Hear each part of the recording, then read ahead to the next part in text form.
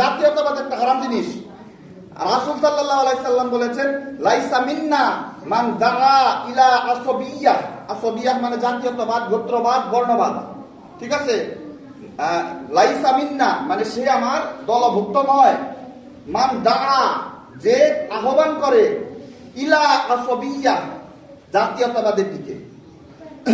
তারপরে লাইসা মিন্না মান কাতালা আলা আসবিয়্যাহ যে ব্যক্তি জাতীয়তাবাদের জন্য যুদ্ধ করে সে আমার দলভুক্ত নয়।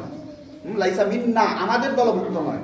ওয়া লাইসা মিন্না মান মাতা আলা আসবিয়্যাহ এবং সে আমাদের দলভুক্ত নয় যে আসবিয়্যাহ অর্থাৎ জাতীয়তাবাদের জন্য মৃত্যুবরণ করে, জাতীয়তাবাদের উপর আলা আসবিয়্যাহ মৃত্যুবরণ করে।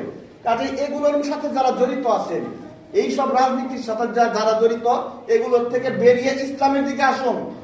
আপনারা তাদেরকে ইসলামের দিকে আহ্বান করুন, কোমলতার সাথে, অহংকারের সাথে নয়।